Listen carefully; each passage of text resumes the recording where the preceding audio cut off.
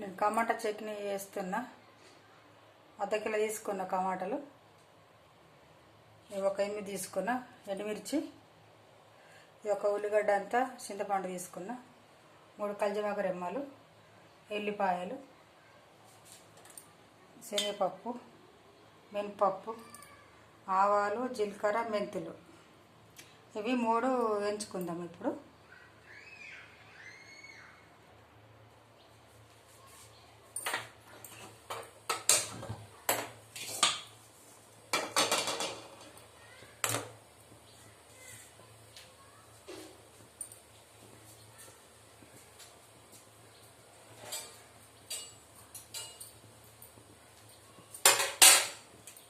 మెంతి వేస్తున్నా. ఇది తొందరగా గోలే కదా, ఎగాయి కదా.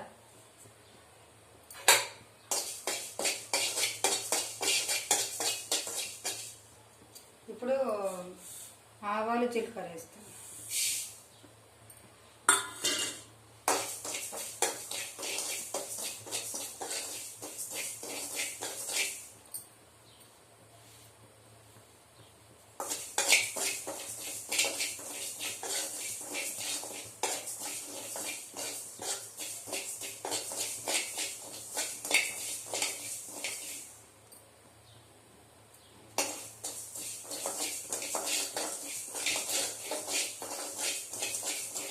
కొన్ని కదా తొందరగా గోలుతాయి.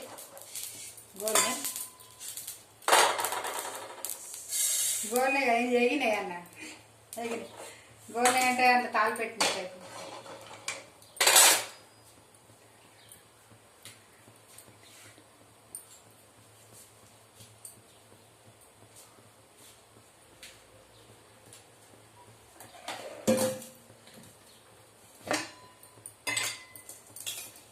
కొంచెం నూనె పోసుకుంటున్నా.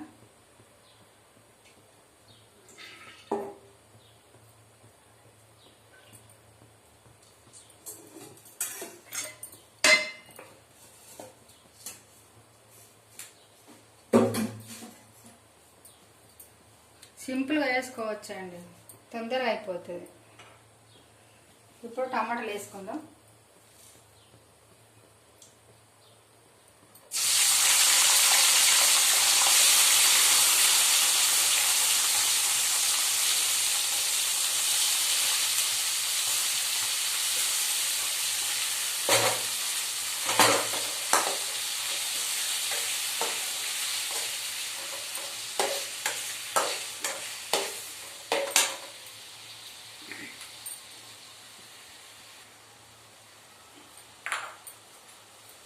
కొంచెం ఉప్పు వేసుకుంటున్నా. టమాటా చేతికి పోతాయి కదా.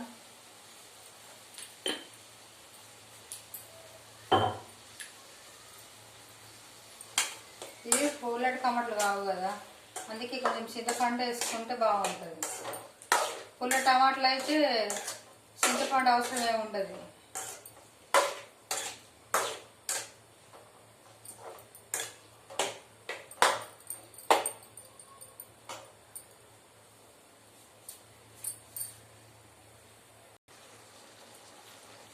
ఇప్పుడు మిరపకాయలు వేసుకుందాం. ఎండుమిర్చి, టమాటాలు మంచిగా కడుక్కొని మంచిగా ఆరబెట్టుకోవాలా. పొడిగడ్డతో తుడిచినా మంచిగా పదన లేకుండా ఉంచుకుంటే చట్నీ బాగుంటుందండి. ఒక నెల రోజులైనా ఫ్రిడ్జ్లో పెట్టకుండా అవసరం ఉండదు. పదన కలిగితే తొందరగా ఖరాబ్ అవుతుంది కదా.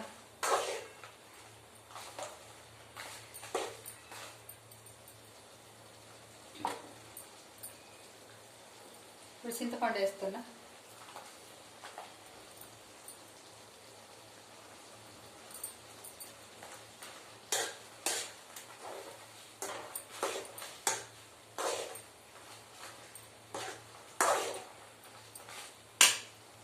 ఒక ఎల్లిగడ్డ తీసుకున్నా నేను.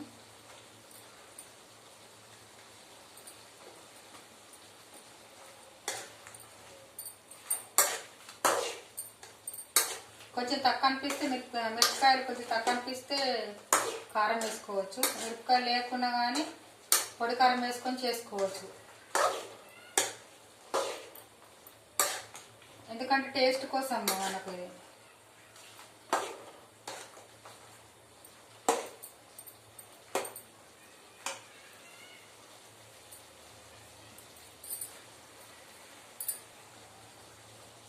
ఒక 2 రెమ్మలు వేస్తున్నా, ఒక రెమ్మ తాలింపు కోసం ఉంచిన.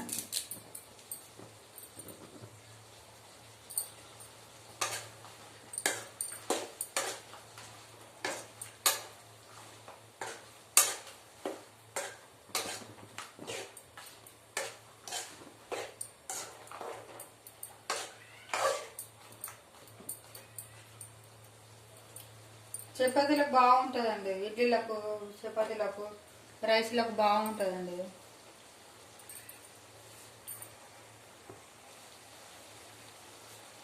ఇందులో కొంచెం కారం వేసుకుందాము తగినంత.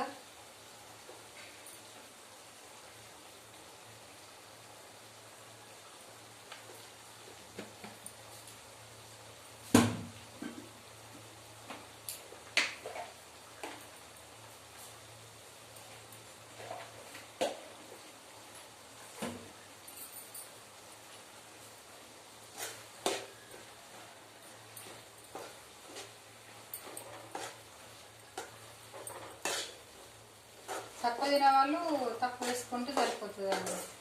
మేము మంచిగా తింటాము, కారం ఉప్పు కారం నిండనే తింటాము. మళ్ళీ మా కారం కూడా సప్పగా ఉంటుందండి. ఈ రాయల మిరపకాయలు లెక్క కాదు, మా పెద్దగా ఉంటాయి కదా మిరపకాయలు, హైబ్రిడ్ లెక్క ఉంటాయండి. అందుకే కారం ఎక్కువ పడుతుంది మాకు.